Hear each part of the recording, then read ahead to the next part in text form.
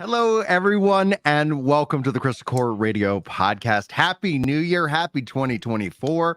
The last time we all got together was at Tokyo FanFest for Final Fantasy XIV. We learned about the Pictomancer. We learned about what was that PC futuristic world that it looks like the new world has been hiding from us this entire time. And we have Elino, and hopefully I'm not butchering that. I was just like, oh man, I suck at words. All good. Vaguely French. Yeah, exactly. Oui. The joining us today from Eorzean Archives, where we're going to be talking about just lore implications, our thoughts about FanFest, and just generally having a fantastic and fun conversation. If you guys aren't following Eorzean Archives, they're tagged in the title of this podcast over here on YouTube. And if you are watching this as a VOD, sound off in the comments with VOD Squad as a way of just supporting the podcast here at the channel. So we've got so much to talk about. First and foremost, when it comes down to it, you guys can check out this podcast and all the podcasts we produce via audio format. So if you check the top link in the description, you'll be able to get to all of the content that we produce all across the internet. So hopefully you guys do that. And if you enjoy the content, hit a like. But outside of those show notes and those plugs, we got a lot to break down. Dude, Happy New Year. I'm going to toss to you. What was your interpretation of everything we learned from FanFest this last year? Oh, that's a great question. So happy New Year to you as well. So I guess to go from a specifically lore standpoint on it, everything we've learned about Terral, I mean, even the name Terral is brand new, right? So everything we've learned from the FanFest is we've got the name of Terral, we've got its northern and southern section now, thanks to Tokyo, which is Yachtyrols in the north and Yachtyrols in the south. We've got 5 maps because we've got Urkopacha, Kozumauka, Yachtyrols, Shaloani, and Solution 9. So we're still missing a map. We got Femroths, and we got a bunch of the races like the Moblins, the Pelu. So we've got a decent amount. We got basically the same amount that we would have gotten for Endwalker. The difference being that with Endwalker, we knew some things about the moon, kind of. We knew some things about Garlemald. We knew some things. Whereas pretty much all the lore we've had so far for the New World comes from Blue Mage and a bunch of food. Well, we also had the Momal Jaw. You know, like we've had them. They come. We knew they came from the New World for a very long time, and that's why I was excited about the Blue Mage. I'm wondering if we're going to see additional Blue Mage lore that's brought in now that we're also getting Beastmaster. Do you think Beastmaster might be something that's rooted in that of the New World as well? Oh, no question to me. I think there's no question that it is. I think the one with Blue Mage coming from 5 and Beastmaster also coming from 5. I think the thing is that Blue Mage, based off being from the Wallachia, is probably going to be in Yachtyrols. It's going to be from the north, and then Beastmaster is going to be something from the south. And it's like that's going to be like 2 different, like distinct, like practices that come from the New World. Excellent. Chris, Happy New Year, sir. We were tired. We went and watched the entire event, and now here we are, rested, recovered, with hindsight all baked into the brains. What's your takeaway from Tokyo FanFest this year? Well, I mean, I knew I'd be excited, and so like we didn't gain any excitement because I think we just took like general excitement and just. Such a wet blanket. Like, does that make sense? So I know there's people that want to get hyped about like the new female Roth, but we knew they were coming. Yeah, that's always how it is, right? About new zones, but like we knew those were coming. And there's people hyped about the raid, but we knew we were getting a raid. So like I think what's exciting is now we can like put names on these things. We can point at them. And we can start to talk about like maybe specific details and specific aesthetics. Maybe we can talk about aesthetics beyond just the leather looking better. Like that was a lot of time spent. So as I thought back, I was like, in the moment, it felt totally like it was like, this is a little long. As I thought back, I was like, that was a lot of time on. There were so many people mad at us too. We were just laughing our heads off at the whole thing. They're like, you're laughing at their hard work. It's like, no, we're not laughing at their hard work. This is a weird delivery. Like you have to admit that this is they had a perfect opportunity. Everything they can share and things that they obviously cannot share. Yeah. And they could allocate however much time to each part of the game as they chose when outlining this presentation. And they decided that the best use of 30 minutes was one screenshot at a time of minor face differences. But I'm excited to go to Central and South America. Not wrong. You're not wrong. I mean, it looks like the Yachtyrols is kind of North America, so we're getting some of that too. Not so much Canada, but unless you count Solution 9. I think Solution 9 is where it lost me. I think up till then I was like, yes, I have been on this trajectory. We are heading upwards. Like I could feel the ratcheting of the roller coaster, knowing that this summer it's going to just drop off. It's going to be awesome. And then like I knew what ride we were on. And then they showed Solution 9. And I was like, I don't know if I got on the right ride. Like I think I'm lost. Like this one will also be fun. I don't know where I am. So what I'm most excited about today is to talk to Elio and understand like, what did I miss? Yeah. Because we were on vacation and there was going to be a fight about like a king and there was going to be a dragon and we were going to be parading around Central and South America. Yeah. And then they let us into the data center, apparently. Cyberpunk. And I don't know when I did that. Yeah. So Solution 9 is very interesting. Obviously, very surprising. Honestly, if not just being city, right? Is kind of like one of the big things. But to be fair to them, they kind of set up that we should have been thinking about this with the fact that we've had the dungeon images for forever. Like they gave us at NA the like inside of a PC fan looking concept art. So there has been, we knew that there was some sort of future tech thing going on. And it didn't look elegant. So we didn't know like what was going on there, but the thing is that most of the history, the history of Terrals is just almost completely unknown to most of the world. And then on top of that, you have the better part of 10,000 years of history in which it could have existed at any earlier astral era. So imagine, for instance, the Asians. You have Emmett Cell comes in, creates a civilization in the second astral era, or technically the first astral era before the calamity of lightning, right? It comes up as it's a solution to try and solve either their future problems once they get everyone for Emerald back, or something else. And then it's also part of their plan for creating the calamity of lightning, because we know like Solution 9 and all the creatures in Terral are weirdly, really lightning aspected. You've got that dungeon in Urkopacha that has lightning like breaking out of it in crystalline form. You've got the Goro that Istinian fights in the trailer that has a lightning aspect on its back, which we haven't seen in any other version before. So like Solution 9 in one sense is a complete like zag when we expected them to zig, but also they did like try to give us some hints to not completely. Oh, in hindsight, it's always obvious. In hindsight, every single person picked Pictomancer. In hindsight, every single person knew where we were going. I thought it was some high copium for Pictomancer. Oh, really? See, because like I think, and I'd have to like if somebody can call me out if I'm misremembering my own self, was that I was like I was like, please be a time mage. Like that's my hope every time it's a caster.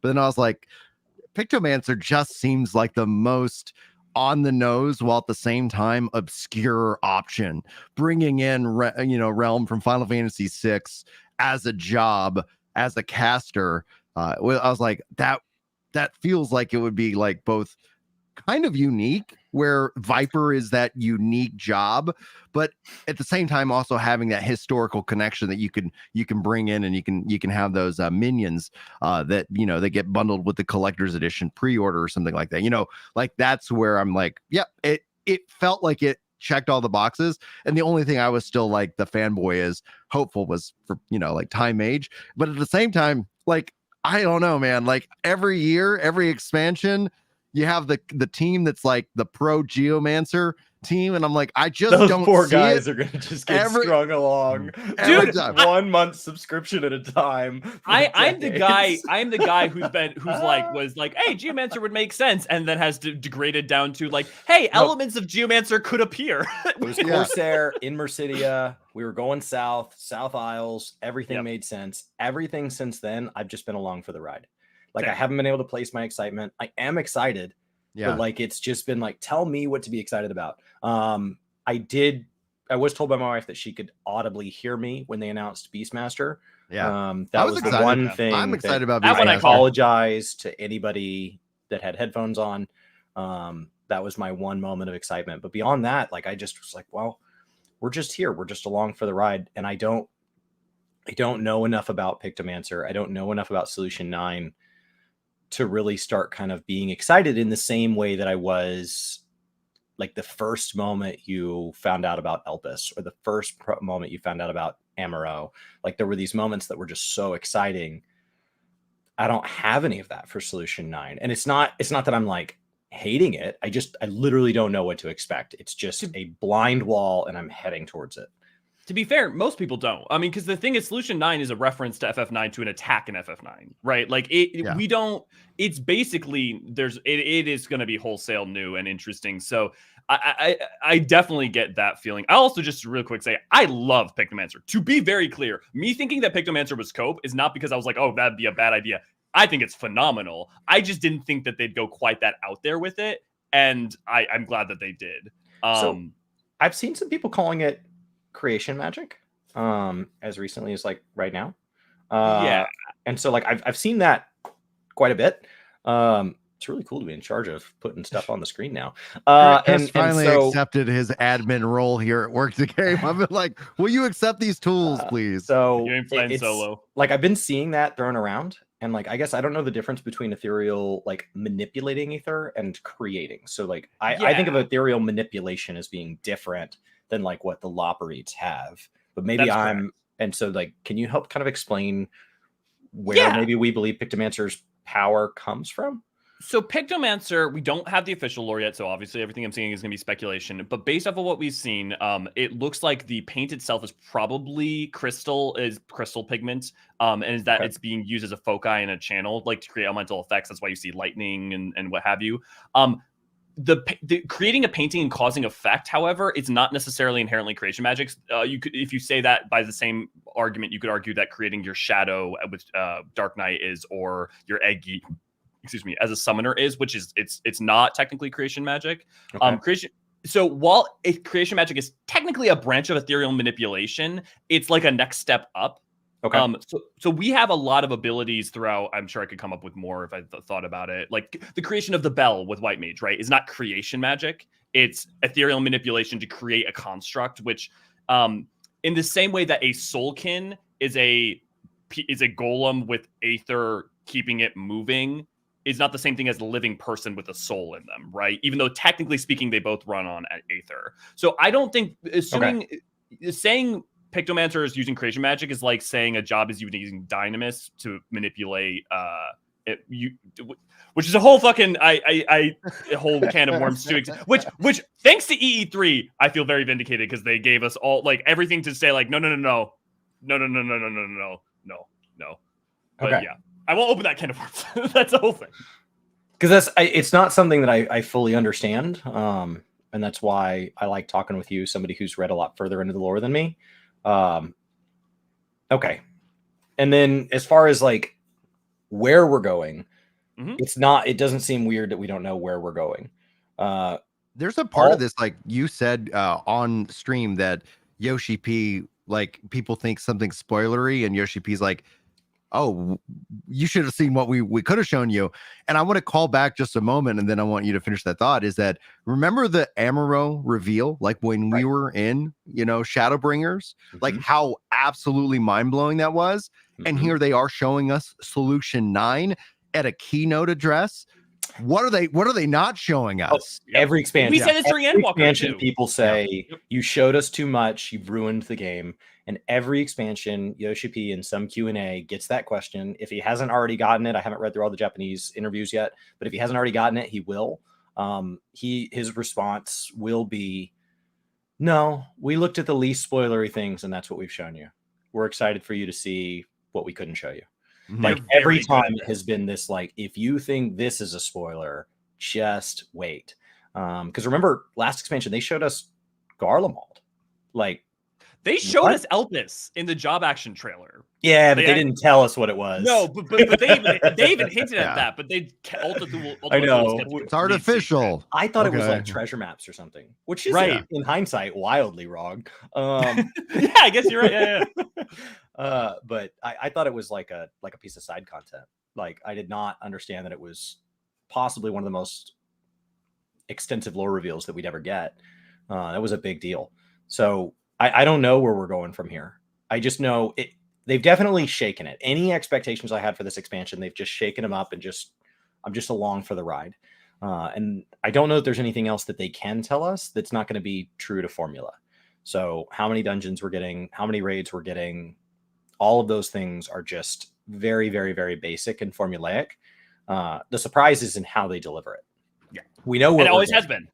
It always has been, and I honestly think it'll always will be, right? Like, I think the people who came in during Shadowbringers are, and you guys have talked about this. I remember when I first started making content, guys were talking about this, but people are going to have a rude awakening if they think that 14 is going to magically come up with like content that they didn't say they were going to make, because that's not how they work. They're incredibly consistent, which is a pro or a con, depending on what you want.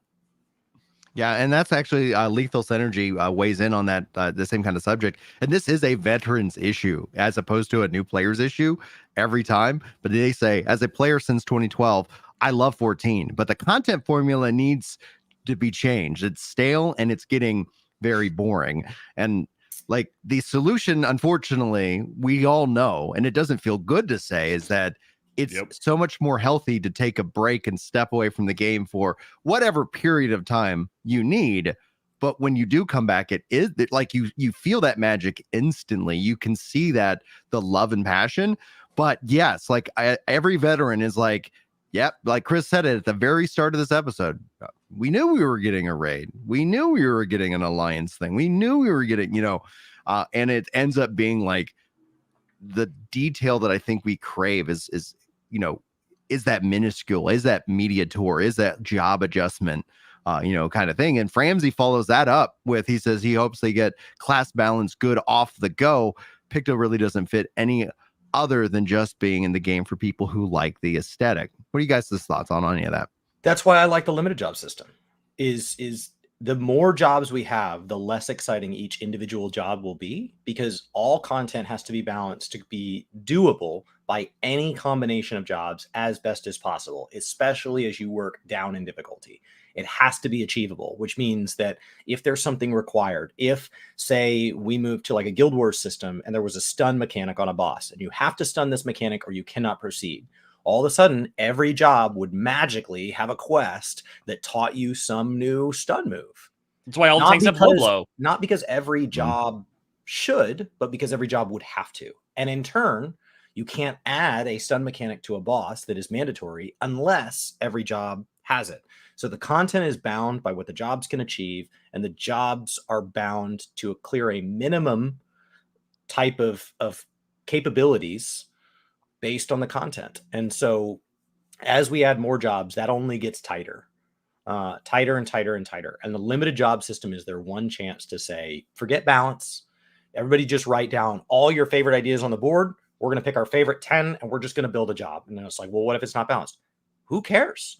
So that's why I wanted something like Beastmaster to be separated. And I understand that's controversial because there are people that would prefer to be able to do things like clear MSQ on Beastmaster, go into their static on Beastmaster. And those are not going to be possible. But the advantage is hopefully your time on Beastmaster is truly unique.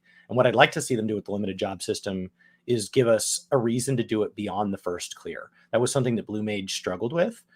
Where when it's new, it's really fun, but you basically have to be ready to do Blue Mage the day they drop the new skills, because 6 months later, it's done. Like, everybody that's already done it doesn't want to keep doing it. And there's a very good chance that everybody that didn't do it is because they don't ever plan to. And so it's really hard to see Blue Mage thrive in the same way, unless they do something like a big open world push or something like that. It very rarely has these moments of beauty, as opposed to if there was something like an ability to level up the skills cosmetically, or something that caused a more perpetual collection mechanic. So that's what I'd like to see. I don't think that the formula is bad for Final Fantasy. What it is it's iterative. It's not that they don't change. They do change. And I know they change because you can go back and look at all the outrage videos every time they get it wrong. So like, I know the change is happening. But when you talk about those breaks, Brian, every time you take a break, what you're doing is you're allowing a bunch of changes to pile up, like the cold side of a pillow. So when you come back, it feels new and it feels fresh, as opposed to when you're there at a time, it's just these breadcrumbs. and it sometimes isn't enough. Yeah. I will say, like, for my money, I like that. Maybe this is also maybe content creator privilege of having that downtime between patches, or that time to breathe is really nice because it gives me extra time to play the game, to read more, to but I also maybe I like playing MMOs as kind of a perpetual thing and not a perpetual grind. So 14, the way 14 is structured for me personally, I've been very much a fan of, because I can take a break. I can go play other things if I want. But I know that's been, even the claim of take a break is controversial because of, like you, Chris, both of you guys have said before, like maybe I don't want it right now, Yeah, and it's interesting because, like, I was trying to pull up the chat, but it's that Yoshi Ps, like, he made this as a game, not as a job. And content creation has that ability to take that hobby, thank you very much, Chris, and turn it into a job. And that's where I think you see end up a lot of friction, a lot of frustration. And so my personal view, like when I look at what I want Final Fantasy 14 to do, like, I don't know if that will come to be, like where the limited jobs are great. I want every job to be limited. Like when I look at how the limited jobs are, like they are the most interesting and exciting, and then also the most frustrating because people want Blue Mage to be quote unquote a real job.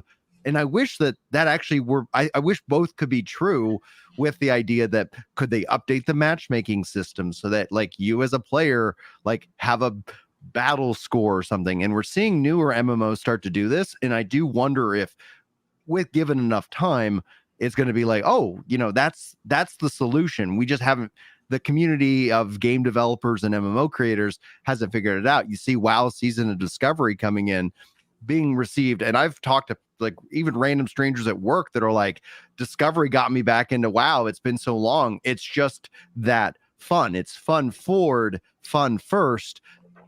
The balance, we're not probably going to get balanced right like every which way from Sunday. And so, yes. And that's something that I think is, and I hope for this game, is where Blue Mage gives you a sense of like, kind of, it's your Blue Mage. Your Blue Mage is not my Blue Mage, but my White Mage is your White Mage. Like there's no differences. I guess the one thing I would say to that for me is that the reason I've stuck with Final Fantasy and why Final Fantasy is fun to me is partly because of that balance. Like for me, one of the really big things I've fallen off of other ones for is this, like when things are really poorly balanced and I can't play the job I like.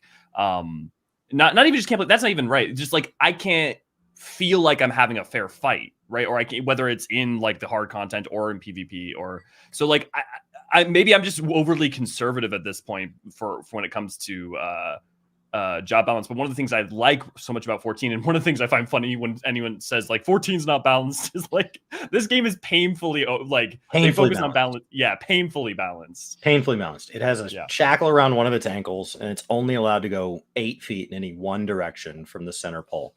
To the point where there are people that get frustrated when new job balance comes out, that it makes two jobs feel too similar, or maybe it causes their favorite job to be so redundant with another job that whichever one gets the higher DPS on an abacus ends up being the superior version, because at that point the animations feel like the only difference.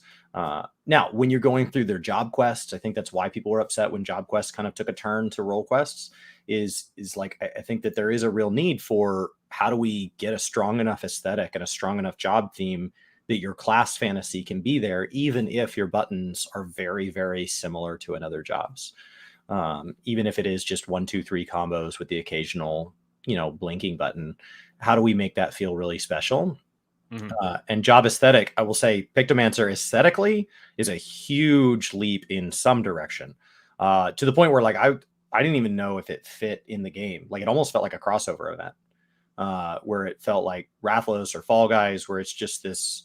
And don't get me wrong, I play as a metallic blue pig. So as far as breaking people's immersion, I do it in every party I join.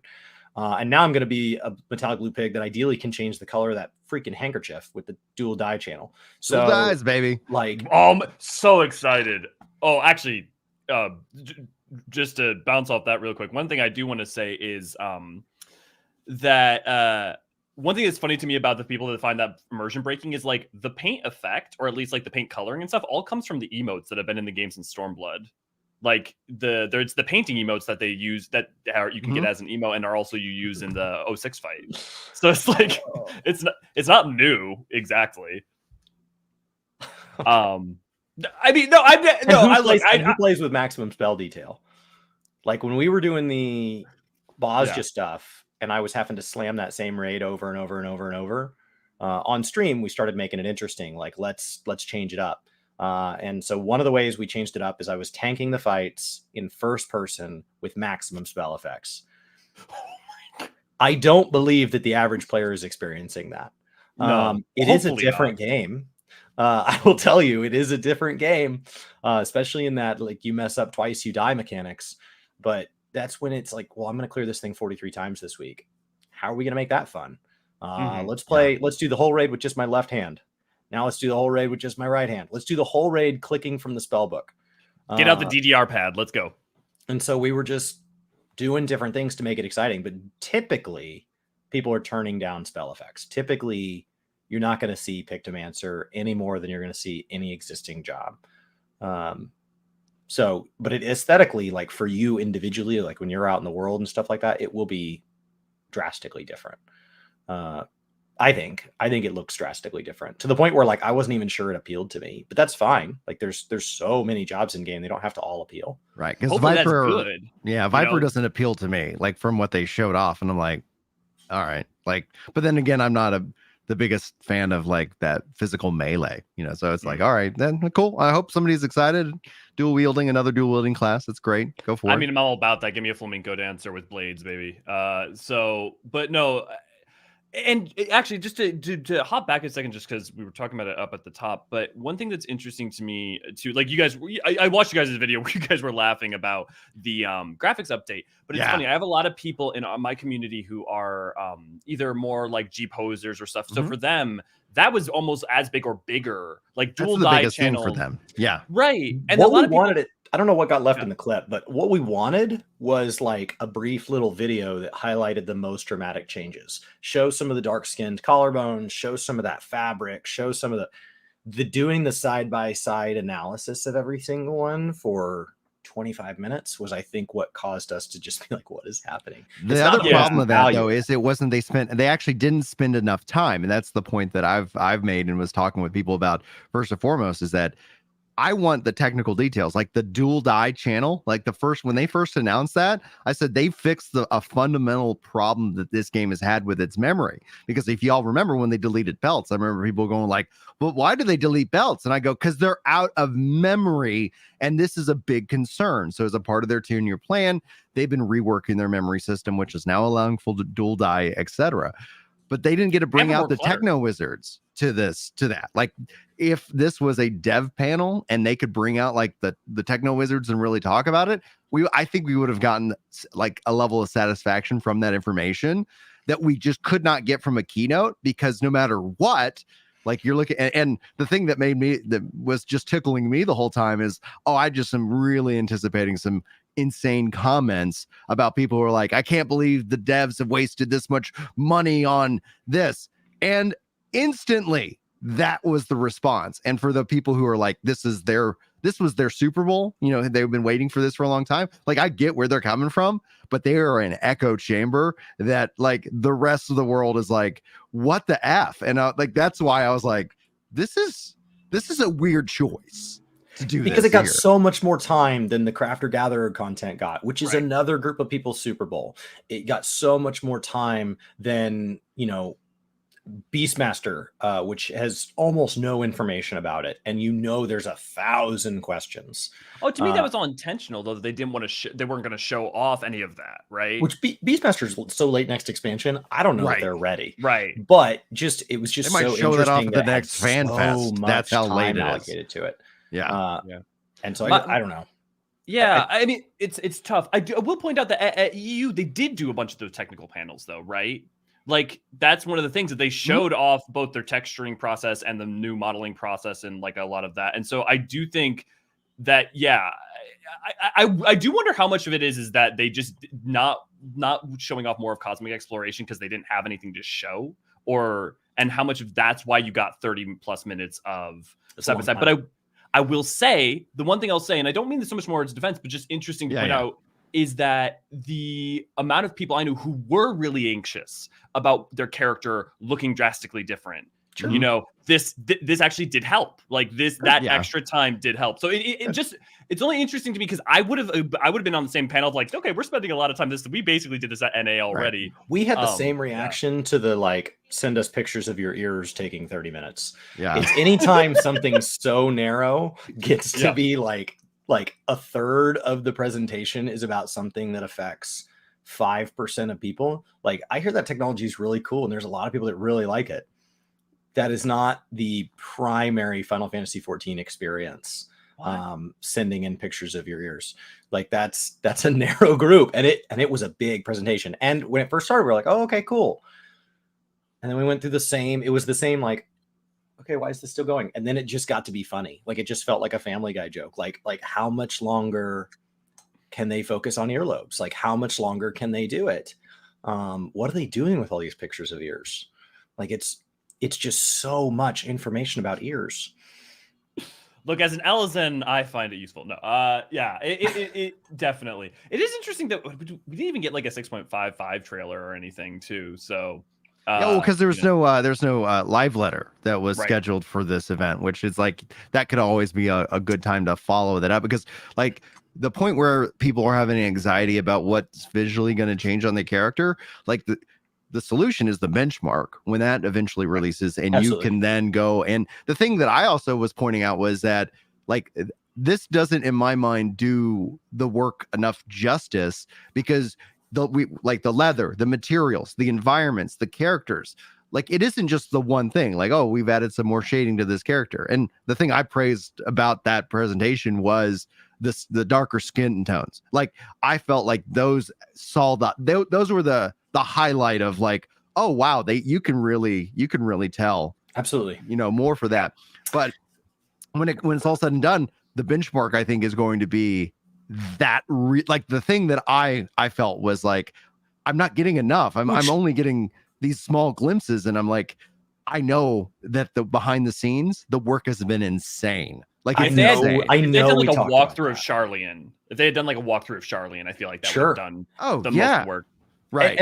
And like that was the first thing I brought up when my spreadsheet started to show the timeline, which so far I've been on the day. I announced 6.55 to the day. And the moment I spun that up on stream, I built that spreadsheet on stream. I said, if these dates are true, people are going to be upset. This is going to cause raiders to go longer than ever before without Savage. This is going to cause the final FanFest to have the least information because it's not after the 0.55. So they're not going to be able to talk about lore. They're not going to be able to show a final trailer. They're not going to be able to have a benchmark. They're not going to be able to do pre-orders. And like, I started to feel self-conscious about just how, like, there's no way they would have a FanFest that revealed that little. But they did. And like I was far from the only person that predicted that. Like as we've talked about today, the game is very formulaic. So it wasn't like I was looking through a crystal ball. I was looking through a spreadsheet that says how many days between things because they are so consistent that that's a good predictor. Mm-hmm. But it felt like, okay, they don't have a lot to show. So maybe you're right. Maybe that's why they had to spend that long on cosmetics, because it was the only thing in a final enough state that they could reveal it without spoiling something or committing to something that's not firm yet. Because they have a lot of time between now and the expansion to kind of finalize details, especially when you talk about things like localization, where the naming conventions can change. We've had things change names in the past, and it's weird. It's weird that the nameplates thing went through a couple of names. It's weird that some of these systems go through multiple names, and the best way to avoid that is just don't announce it until you've got the final name in place. Yep. I mean, hell, that's why they didn't announce the date, right? He didn't want to have a redo of Endwalker. And yeah, I think exactly to your point, like we're at minimum probably 6 months, 5 months, because May would be probably the dream. May 31st is the earliest date I believe it can launch. Oh, man, I think it's don't see that happening. I think that is the earliest. That is the absolute. It would be crazy if it was that early. Yeah. And even then, that makes it just like a 910-day expansion cycle or something, which is long. Yeah. Like it's long. Like the whole thing is just really long. The days between savages, you know, it's going to be really long. So the lore is going to have to really punch, which they had been presenting this as it's going to be a step back. It's going to be chill. It's going to be a beach vacation. Okay, on your beach vacation, you know, there's going to be a struggle for who's king. And like, as the local tourist, you're going to like weigh in a little bit, but that's it. That's it. Other than that, beach vacation, super chill, minor struggle for who's king. Okay, there's also going to be, and then it just keeps, you're like, oh, so this is going to be right back into the action. Lore-wise, do you think that like are you excited about that spinning up that fast? It feels like it's building into something huge. So here's what I mean. So one thing I would say is that Yoshi Ps, since the earliest I remember him saying it was in Stormblood, but even before then, was like surprising people is a name of the game. That's why Azazla is what it is. That's why they created Othard, and it wasn't just Alamigo, right? That's why Shadowbringers we're going to the first. It was like this, you know, huge switch up. And Walker had Elpis and Ultima Thule, right? I think it's totally fine from a lore standpoint. I think. So one, he described this specifically as 2 arcs, right? So I think what's going to happen probably is the Golden Throne aspect of it is going to be one part of the arc. And then we're going to continue forward into more things around what Solution 9 and kind of the history of Terrals, something like that. And I think spinning it back up quickly is only true in that it feels like Solution 9 is this huge shift. But in terms of like, Alag and the legacy of a lot of the things that have happened already, Solution 9 or something like it is not the most insane thing. And once they did the 13th for the 6.x patches as like kind of establishing that, getting character set up for that, for both having a story now that kind of has its conclusion, but also seeding for the future. I think it was very clear that they were never going to have a actual just summer vacation slow story. But I do think it's probably going to not be as, well, I wouldn't say it wouldn't be world-ending-y, but I would definitely say that it will be. I think the most important thing is that the Warrior of Light is going to be, while a major player and like motive force, I don't think it's like everything rests on our back, because that's one of the interesting things about 6.x. It's if you look at it, it's more of Retra's and Zero's story than ours. As much as we are like the hero there helping people and like a motive force, it's not about us. I think Dawntrail is going to be similar if you look at the like characters and how it's already about other people.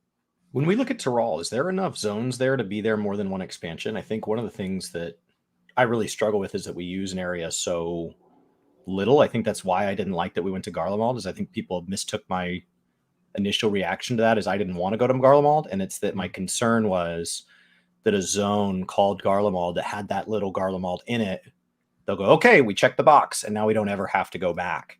And so like Terral, the fact that they're giving us south and north all in one go, like that feels like a lot of map to use up if we aren't able to stretch Terral into multiple expansions. Is that going to be 6 zones as well? Like, are those like all 6 zones going to be a part of the new world, or?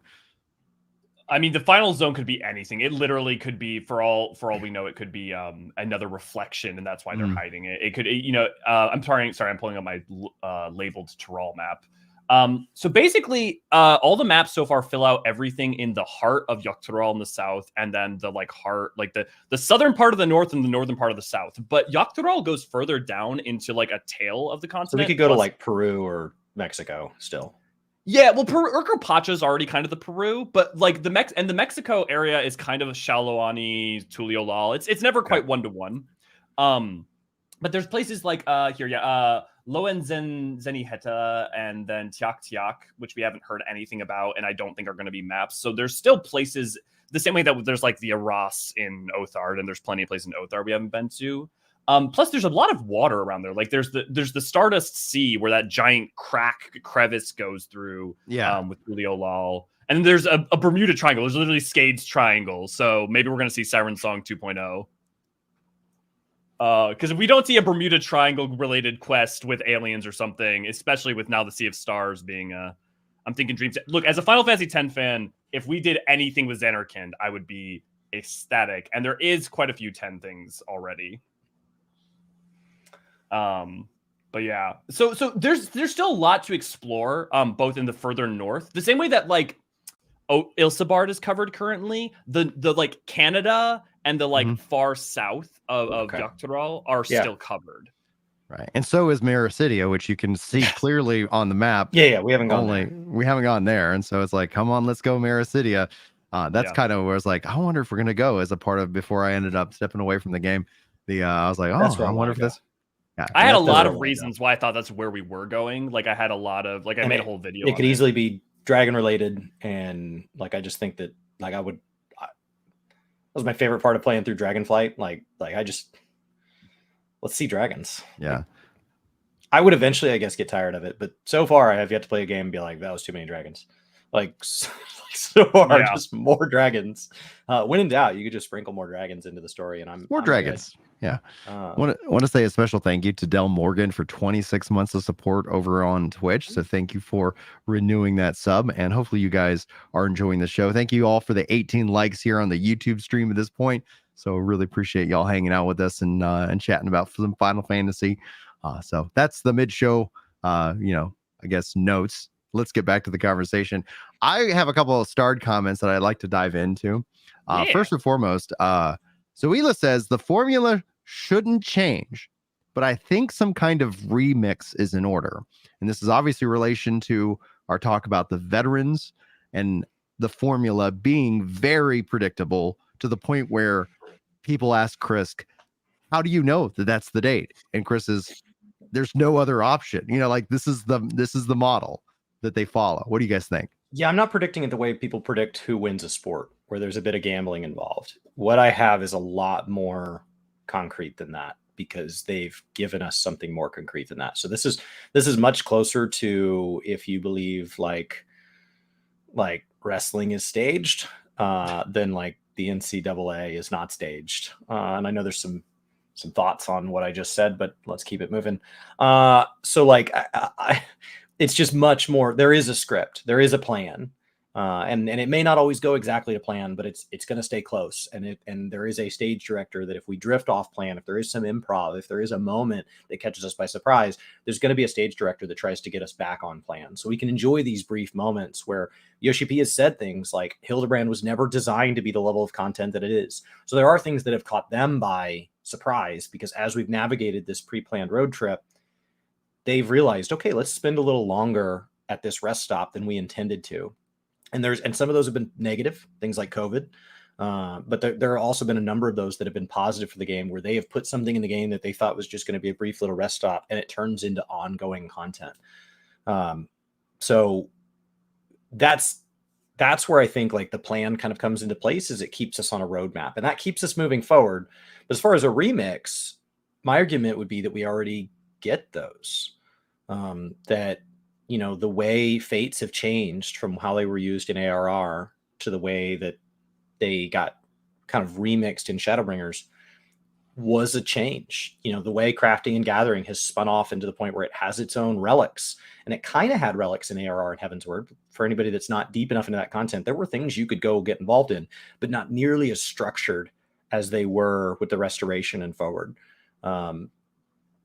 So like, I think some of those remixes happen, but they are much more like building blocks, and it's always just one step at a time. And it's very frustrating when you're like, okay, we are 3 blocks away from something awesome. Mm-hmm. And the dev team says, okay, but we're only building 1 block. And so then you're always 2 blocks away from what you wanted. So we don't get to choose where they put the bricks. And maybe that's really where the friction lies, is that you see another, you see Elios' favorite content get 5 bricks, and you see Brian's favorite content get 4 bricks, and your piece of content gets 1 brick. And you're like, what the hell? Like I would love to see Triple Triad get brought forward somehow. I would love to see Golden Saucer take a bigger leap than Fall Guys crossover, but it doesn't. Give us the Triad. I love it. What about you, Elia? Do you want a remix? What do you think? Yeah, I mean, building off that, right? Look, I maybe I just come at this from a very holistic perspective. There's a lot of content in the game that I don't really care that much about, that I'm really happy when gets stuff for, because I care more about like the game as like a communal social space. And I don't like it, just like that is where I get a lot of my joy. So like when G posing or stuff like that gets stuff, it like, even though it doesn't really mean much to me, a great example is duty support. A bunch of people in my community, like duty support is like, I'm never going to use, I don't give a shit about this, but a bunch of people, so many people who have started playing, who are now in my community, are people who only started playing 14 because of duty support. And so Yoshi P called it when he said, hey, we did the data, we checked it out. The thing that makes people afraid to do an MMO is not being able, is scared to play with other people. Yeah. And you know what? And some of those people are now Savage Raiders. So like the thing is, you just had to get their foot in the door. Sure.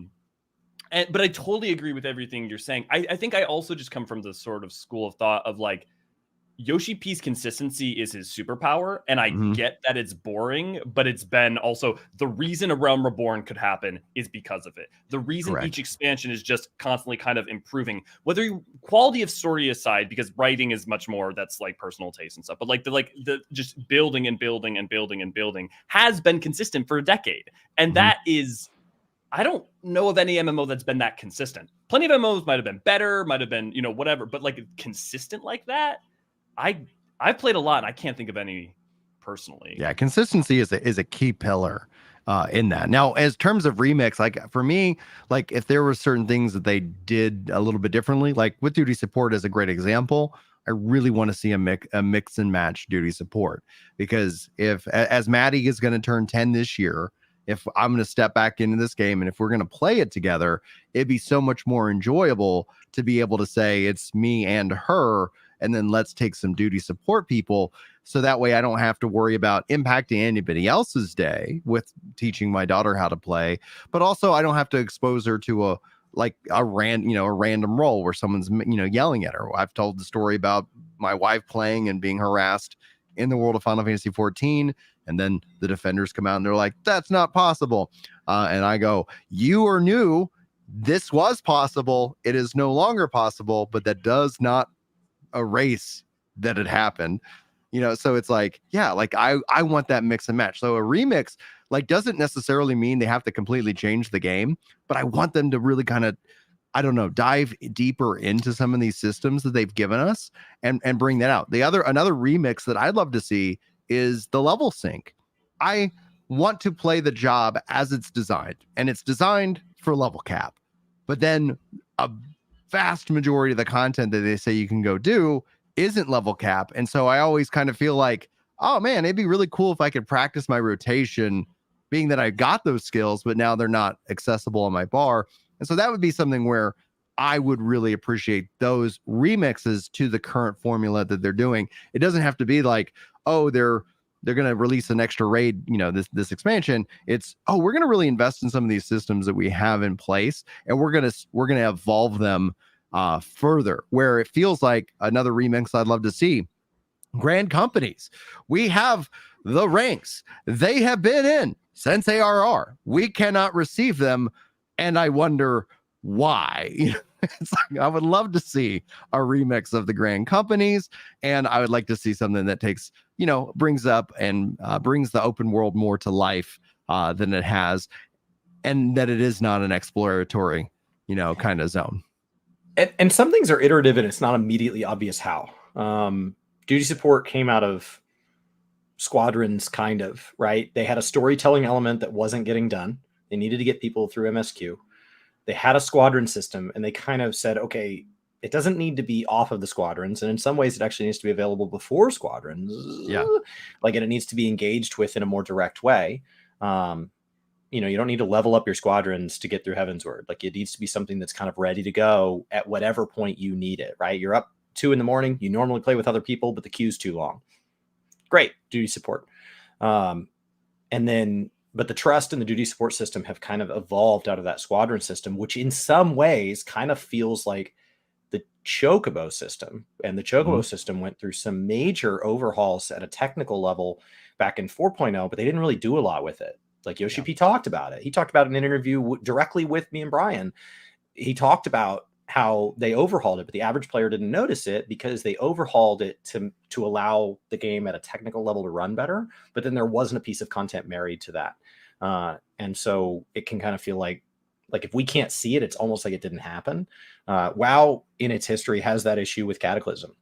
Cataclysm was a huge technical leap forward with the game, but because it didn't necessarily have content married to each piece of technical advancement, some of those technical pieces of advancement resulted in a content drought because the content wasn't paired.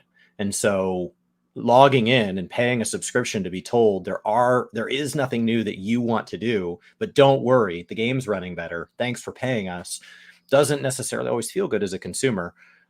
So with this remix, like the question is, how do they also do it while getting the necessary things done? This graphical overhaul is necessary, whether you want the game to look better or not. While they're doing it, it's not just graphical. There are all these things like Brian has talked about where they're cleaning up memory. Which is going to allow you to do things like have more gear sets, have more glamour plates, have more die channels, but it's also going to allow them to just do more cosmetically with the game in general. So even if the glamour and its related systems aren't your thing, it's what allows us to not get rid of belts next time, not get rid of the next piece of gear and the next piece of gear and the next piece of gear. So you want these advancements. The question is, how do they like marry the right piece of content with the right advancement? I think that Island Sanctuary was a huge leap forward in what they could do within instanced content. It was a massive leap forward. And it is a building block towards things like individual housing. Not saying that obligates them to do it, but before it was not technically possible, and now it might be. It doesn't mean they have to do it, but they're. So as far as remixes go, the question is, how big does it have to be to count towards that? Because I think that a lot of that has been happening. I think that the Hildebrand relic was a huge risk, and it was frustrating that it was just tome based, but there was a lot about it that was really clever. I think it'll age really well because like a Bosges, Adnor, or Eureka requires a community around it to age, and we can only have so many of those. It's amazing to me that Eureka has thrived as long as it has. Mm-hmm. But these tome-based relics, like I have to wonder what the data is. Like, are there more people that have the Heavensward relics than any other because they're so easy to do now by yourself? I bet money, yeah. Like they're so easy. Man. Like if anybody's like, I've always wanted to have a complete set of relics, Heavensward's the one to get. I have almost two full sets of Heavensward relics, not having ever tried. And they may not even be your glamour. Man, and they're just easy to get. And that just brings up a remix that I'd love to see. I'd love to see perks attached to the relics and them scale up every expansion. So there's still like a use case and have a specific piece of content that only applied, like something like Deep Dungeon or the exploratory zones, that it's like you bring in this, this particular relic and all of a sudden you have an extra perk or who knows, like whatever else it would be. And that's where it's like, man, like that would be a remix of taking, you have a system in which that you can go collect the older relics if you want, but then there's not really like outside of a glamour, a purpose that you would want to do that. And I think it would be one way to really refresh that system. I think without breaking the raid. Yeah, the one danger there is making a barrier to entry for new players to then who are already scared to put their foot in, right? I'll point about remixes though, right? Is that island exploration based off of the image that they showed there, but also the image they showed prior. If you looked at the background of it, what they were showing was Ishgardian restoration. And so it looks like the cosmic exploration is a combination based off of what they said of Island Sanctuary, but also Ishgardian restoration. So they all are already the thing is that exactly what Chris said about it being a really important step with instance content. It's also their freshman step into that in terms of that specific kind of content. And so what we'll see when they try to remix it and refresh that for Dawntrail is going to be super interesting. And also we know there's going to be an exploration zone like Bosnia and Eureka, and so we're going to see a remix and an iteration there as well. I want to say thank you to Andrew Hawkins for becoming a YouTube member at the $1 Member Club. That brings us up to 20 members at that tier. And so thank you guys so much for the support. I'm going to challenge you guys, if at all possible, here in 2024. If we can get that to over 100, that would be game changing. Otherwise, I might try to consider some updates to the members here on the channel itself. One of the things that I'd like to do is be able to turn off all mid-roll ads on these streams. That's just something that when it's all said and done, we can't do this content without y'all's constant support. So thank you, Andrew, for taking the challenge and hitting that join button. So anyway, I just wanted to call that out because I think that's always exciting to see that green text pop up. So I think the other thing about the remix is, and we're only talking in Final Fantasy here, because when we start comparing games, sometimes it feels like you're complaining about something that could never be solved because another game just does it so much better, or you're complaining about something that you shouldn't be allowed to complain about because another game is so much worse that it's like, well, you're complaining from on top of your mountain, Right. like you're already in such a good state. But Final Fantasy 14 has an enormous backlog of content. I was told over the years back, when I was a story skipper, and I am happy to welcome all story skippers into the game and always will be. So for anybody that thinks me going back and doing story has changed my view on if this game can be done without story, it has not. Welcome. Enjoy the game however you want. But with that said, as I've gone back and enjoyed the story, I was told over and over that I could not appreciate this game without story.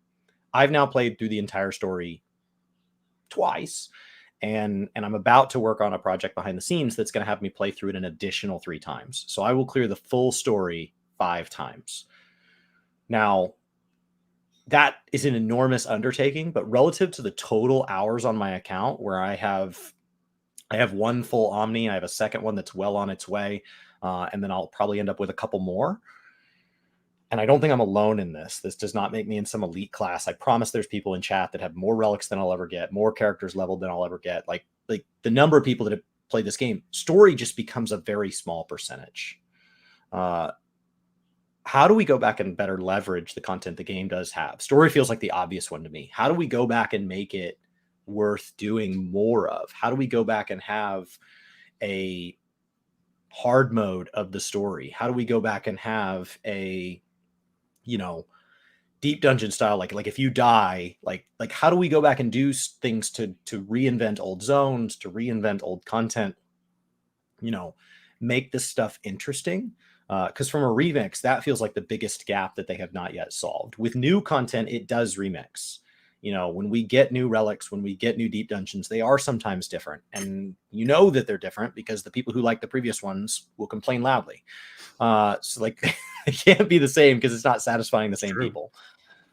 The raids, we have had ultimates and raids that people have been really thrilled about, the newest ones. Like the newest expansion did a great job on some of these. The Alliance raid had so much excitement around it. How do we go back? I don't want to always rely on the newest expansion. How does Terrals satisfy all players? That doesn't seem possible. How can we go back and better leverage the backlog that this game has done such a good job preserving? We have not deleted large swaths. Outside of 1.0, this game doesn't really delete things very often. A Realm Reborn and that during 5.x, and even then, it's just a couple of things pruned, really. Yeah. So how do we, is there something that you guys think we could do to better remix? That's hard, replayability, right? You get caught up on the current patch. You're waiting on the next patch. You know what day it's coming out because the game's so predictable. And if you don't know, you just listen to Hap's prediction and my prediction. And when they're on the same date, that's probably it. If they're not, then he's probably right. What do? You have to go backwards. I've seen some people talking about dumping tomes into old relics. I've seen some people talking about liking the fact that old dungeons use different rotations. Like, what adds that spice?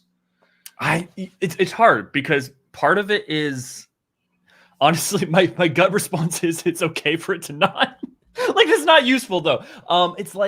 It's hard, right? Because other than a hard mode, other than saying, hey, here's a special unique other color inverted, if you do each expansion, you get a color inverted version of the clothes that you get at the beginning of each one, right? Unless you do something like that, how do you not veer into the making it mandatory? You can't put any kind of power behind that. So it has to be glamour at that point, or a mount. Okay, hey, when you finish Heaven's Word, you get a Midgard summer mount, but he's purple, like Barney the dinosaur, instead of green. I think you would have to just put that kind of thing, but you would create a, like you said, hard mode, where actually, would this even work? Okay. So bear with me, right? When you have to do each trial, but when you do each trial, you have to do the EX and you have to do it synced, right? Something like that. Mm-hmm. The duty, the minimum item level is harder than the day the content was released. Right. like to anybody that's like, well, I did it back on launch, so you did on minimum item level. That's not the same. Minimum item level is harder. Like we don't go into any content with minimum item level. We always go in above when it launches. So like the systems are already balanced to have a harder mode available. All you'd have to do is tie minimum item level achievements to the raids, and you would have all these raiders suddenly going, I'm going to go get all those achievements, and tie inverted mounts to them or tie inverted gear to them. Like you said, like it's there. Yoshi Ps' response has been exactly what this comment below says. When he was asked last media tour why we don't do minimum item level achievements, he said that I'm afraid that if I put anything in the game that focuses on old content, I will be accused of not caring about future content. That was his whole reasoning. It didn't matter if it was easy to implement. It didn't matter if it did not change the amount of content upcoming. You know, every time they go over an update, we find out every patch has more quests, more lines of dialogue, more voice acting than ever before, more minutes of cutscenes, more zones, you know, like more. The game keeps getting bigger.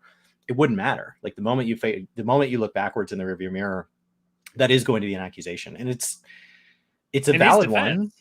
In his defense, when 5.x happened and they were going back to fix ARR stuff, except for maybe flight, like anytime that people were complaining, I remember very specifically people were frustrated about that. And I think they were wrong. As, I don't know if it's true or not, or if it's kind of a romanticized version of the truth, but the flight was almost presented as like, I told the team not to do it and they just chose to stay after and do it. And like, I don't know that that's exactly how it went down. I don't know that there really was a bunch of like completely uncompensated devs like rebelling against the man by implementing content without permission. Like, I don't know. It's a fun story. Yeah. My suspicion, it was someone figured out they could do it, created a pitch deck or some kind of thing to say like, hey, we can do this. Can we do it? And he's like, if you work, yes, if you work on it, you know, like, just don't miss these. These are the things. Like I said, but if you're able to plug away at that, branch that off in the code and keep plugging away, and then we'll merge it back. I think that's definitely how we got Upper Lenosia underwater. You know, now you can go to Camp Bronze Lake and go underwater. I think that's the exact same thing that happened. Is that someone went, we could do this. Can we do this? Let's do this. Now I have a lore question that I've been dying to ask you. Because as a Final Fantasy XI fan, the fact that the Alliance raid is going to be tied to Echoes of Vana'diel, what are your initial thoughts, reactions, and just hopes for what this crossover Alliance raid can be? Yeah, so I'm very excited for it. I'm very excited for the amount of people I know who are big 11 heads. I have spent very little time in 11 comparatively. I'm going to spend a bunch of time in between 0.55 and Dawntrail. It's a good thing to do. If they would just come out with a shared sub, it'd be just, you're waiting for Dawntrail? Me too. Turns out, play this other game that you are paying for. Honestly, more than the shared sub at this point, having created an account and tried to log in, just letting me log in with my 14 stuff instead of having to use the interface. Unironically, finished certain Savages. I have finished quicker than the time it took me to buy and get into 11. Like, not even kidding, not even being hyperbolic. I straight up. Meanwhile, WoW has people excited about retail who are paying a sub to pay Season of Discovery. Like, they're like, I think it's great. Oh, so are you playing it? No. And that would normally mean that Blizzard's not getting money, but that's not true. They're getting money. So like it could also just be, there are people who have turned off their 14 sub right now, who might be watching this show, might be watching other content, might have watched FanFest. They're excited, but Square is not getting their money. And so like, even just from a business standpoint, how do you get people to not turn it off and turn it on again? Like, how do you get people to feel like it's valuable to leave it on? And I'm not saying like leave it on if you're not using it. That's why people are turning it off. That's why Yoshi says you can turn it off.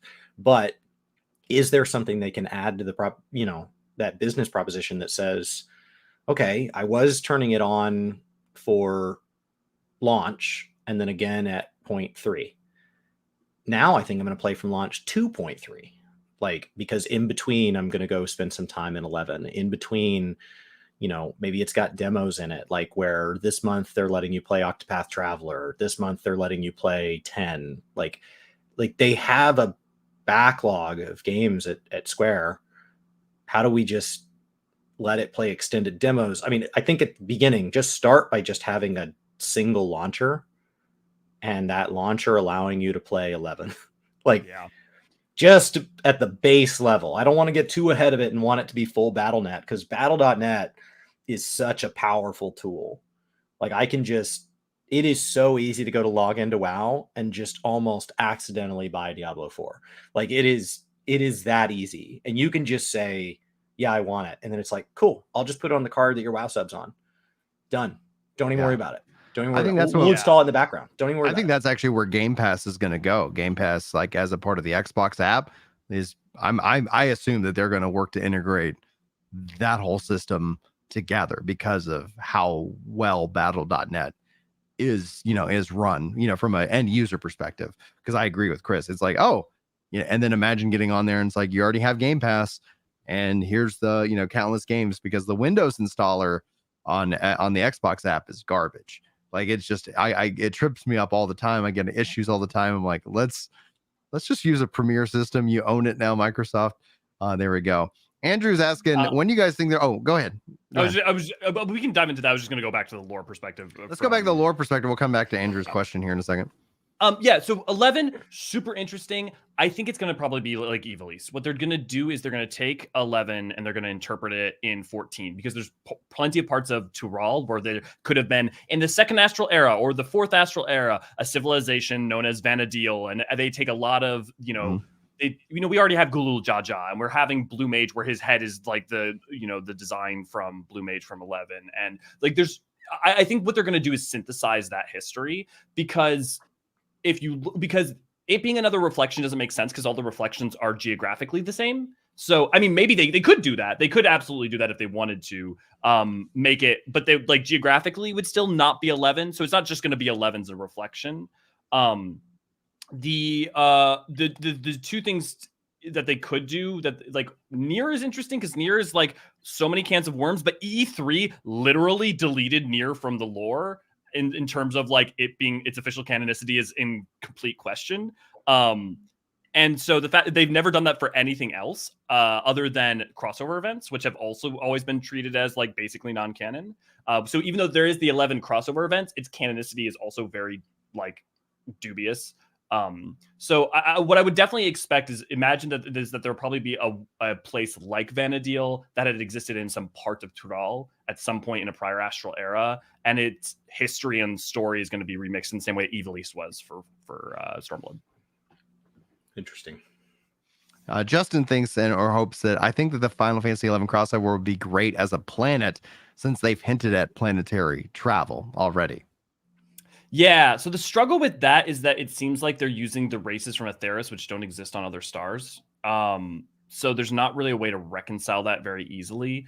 Because there was no planet, like it's not like while there is planetary travel now that we have the Ragnarok and plus what Alag did, it would be kind of weird.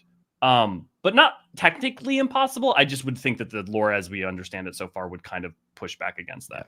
That's where I'm very curious to see how they integrate it. And the dream, which is just coped out the wazoo right now, is that if they were building Vanadil in the Final Fantasy 14 engine, how much more work is it to then just say, hey, we've updated Final Fantasy 11 and it's just going to be all in this shared engine, and both games then benefit from that technical work. That's what Amazon Games is doing with New World and the Lord of the Rings MMO that they're working on. It's all like, yeah, every investment we make into the engine, both games are winning. Both games are coming to console. Controller support for New World here in T-minus maybe like a month and a half.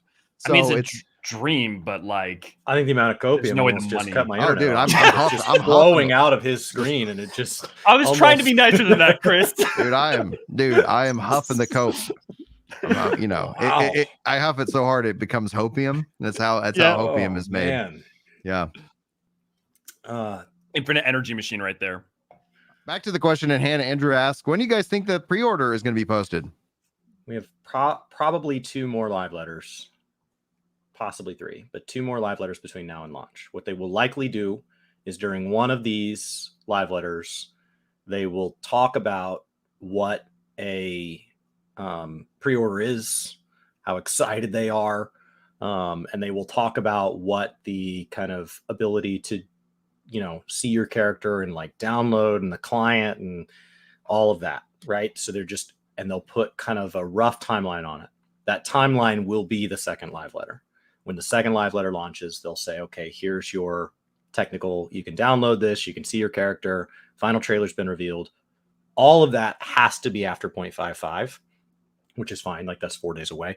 Probably after 0.58, once the Xbox beta is kind of online as well. I have 0.58 at the 30th of January.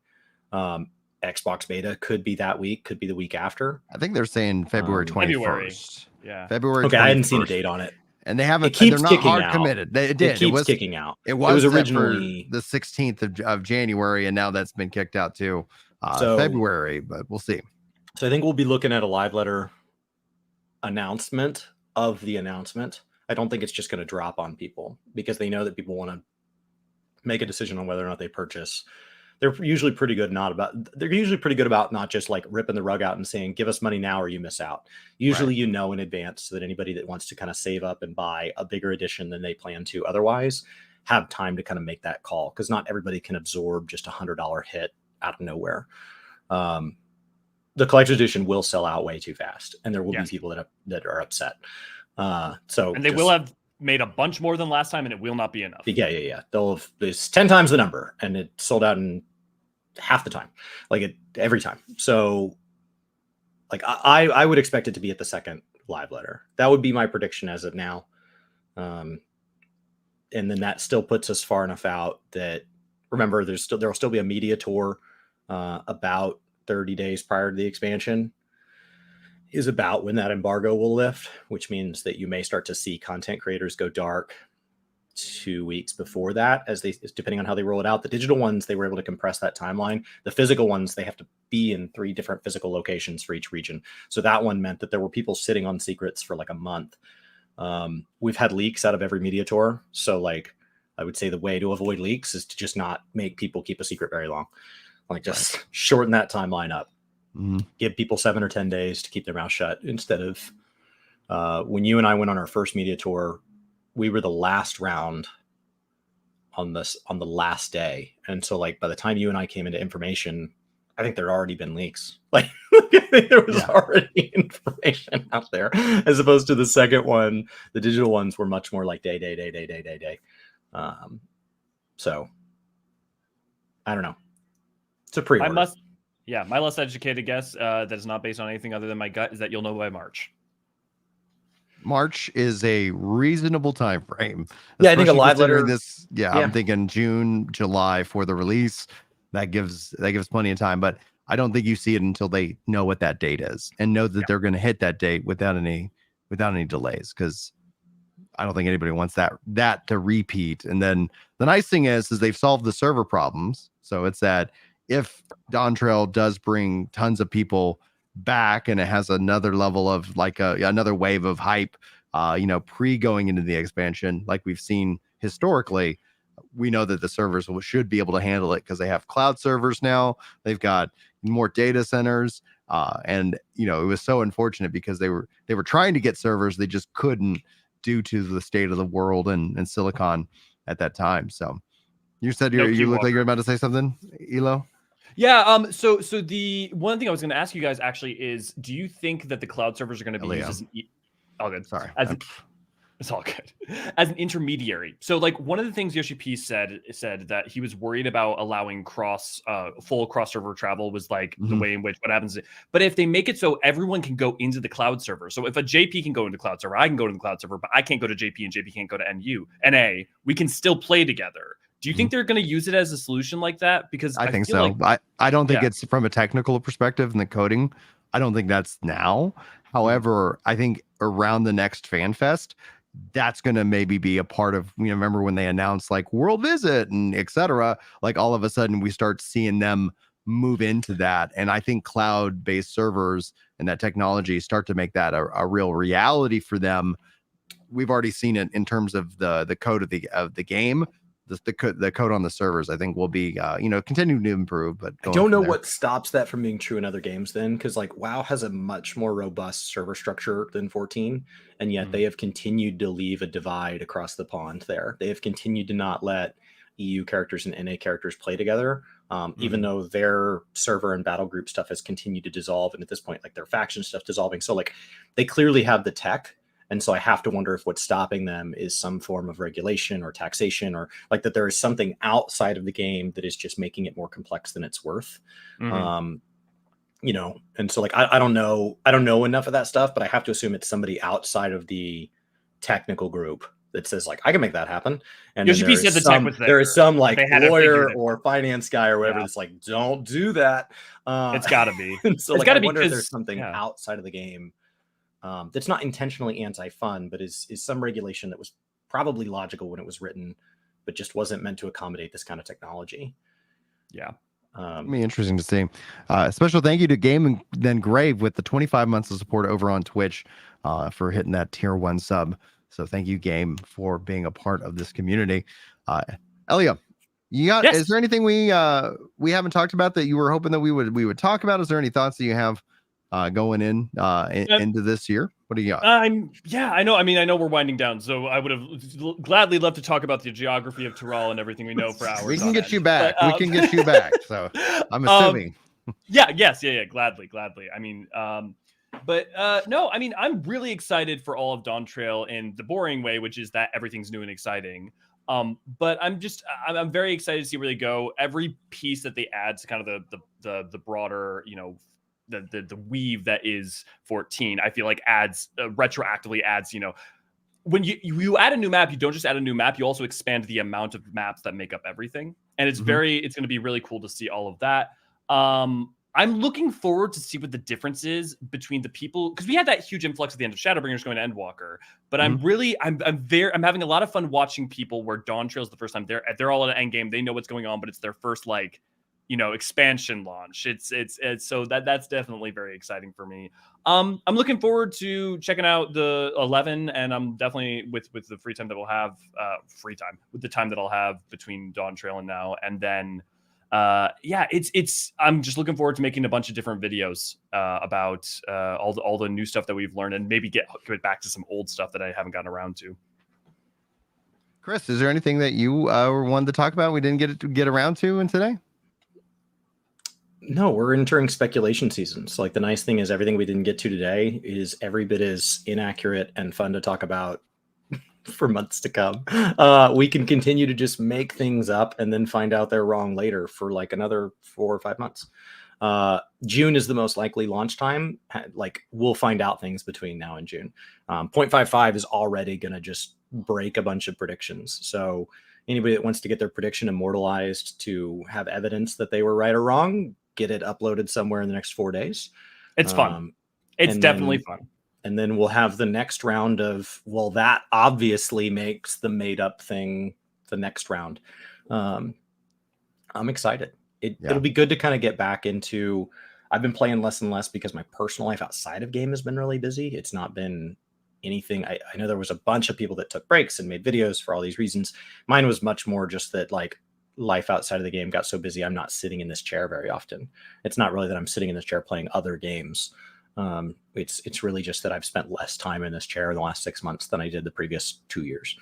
So like, I'm hopeful that this is coming at a time where I get to play a lot more.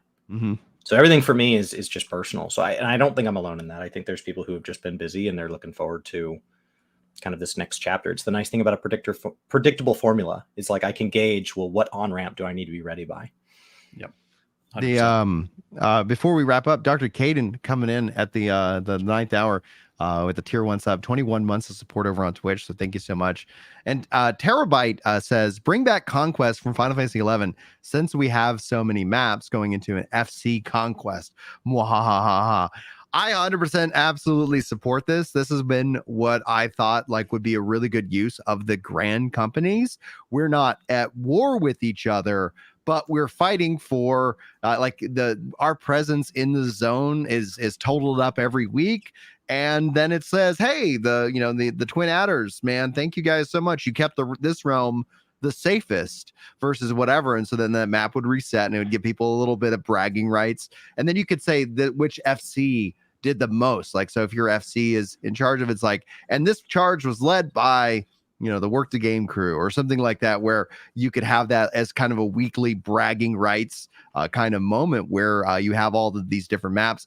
I 100% agree. I've been advocating for Conquest in Final Fantasy 11. They would probably name it something different, free company patrol. I don't know. To be fair, that is the lore of PvP. That's like straight up is what you're doing in the Cardinal Flats when you like find PvP.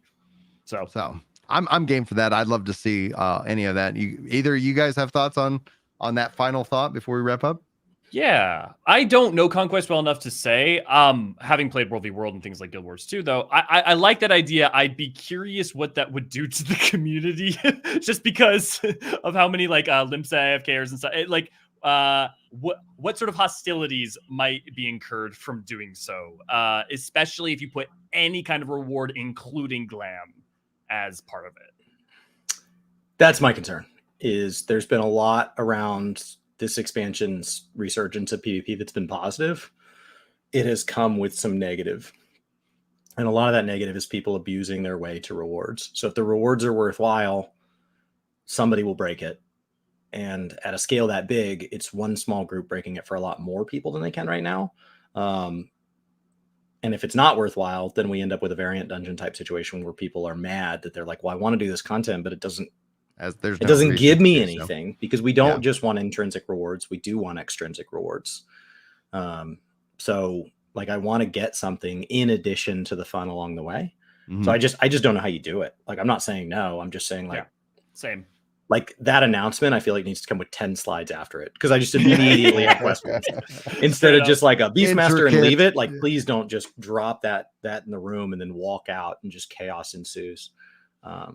Good call. It's been fun to watch. Also, people frustrated that Beastmasters making their way in. I'm personally very excited. But the downside, the downside about it though is that it is so far away, and I don't think we're gonna see Beastmaster until at least the first FanFest of 8.0. Like before, like I don't think we're gonna. Yeah, so I think that's probably not 2024. Right, exactly. Definitely not 2024, but who knows? I would love to be wrong. I'm never going to be upset if they deliver news and information sooner than I anticipate. Yeah, that feels like a 7.3 feature. 0.35 is the earliest I could see it. It could easily slide later. Yeah. That is a second half of an expansion, no more ultimates type thing. 0.45, 0.55, like that's when limited jobs typically get updated. So unless there's something big locked behind it, like limited PvP, limited dungeons, limited deep dungeon, like unless they're gonna like revamp some old piece of content by now allowing limiteds to take part because there's more than one, which really I think you'd want 3 limited jobs before you opened a lot of that up. So like I would love to see a PvP that's exclusively limited jobs, a deep dungeon that's exclusively limited jobs, to just let us break things. Like that's the whole benefit of the limited job system. Just let us break things. Like that's what they do so well, is Blue Mage breaks things in a beautiful and wonderful way. And you see it in the Moogle Tombstone events. Like that has been a weird use of Blue Mages. Anybody that has done Alliance raids with Blue Mages, it is chaos and it is delightful. Yeah. So delightful. Elio, where can people find you? Yeah, so you can find me over at the Origin Archives on YouTube. That's mainly where you catch a lot of stuff. You can also find us on T Live for when we do some off-kilter live streams, so like random 14 stuff. Also, just a shout out, we can find us at Final Fantasy 14 Archived, where it's our sister channel, where we have a project of storing every cutscene, not just cutscene, but also the like conversations and dialogue. For instance, all of the Moogle tribal quests and all that, and that whole story as a whole video that you can check out. Chris, where can people find you? Right here, where we are right now, and then I'm gaming kind of, but mostly here. Awesome, and yeah, same answer. It's like I finally accepted admin privileges on these podcasts. Yeah, and your channel is also hooked up to this tool, so like if you ever want to just use it and toss your interviews and things like that over to your channel as well. Now that we can stream everywhere without any kind of it's got a bunch of checkboxes up here. Right now we're going to Twitch, YouTube, and X and Facebook, because why not? But no one's over on Facebook. But yeah, still putting it out there. The dangerous amount of power you've given him. It only took him 2 years to like I was like, Chris, The invites expire. they do. I had to like resend it. I've like, clicked it all from right. time to time, but I'm too late. You know, I only had like 45 days to click it or something, so it just was too quick for me. All right, guys, our plan is to be back next week, and we're going to be talking all kinds of video game stuff, so we appreciate you. Hopefully you've enjoyed, and hopefully we'll see you in the next one. But until then, take care.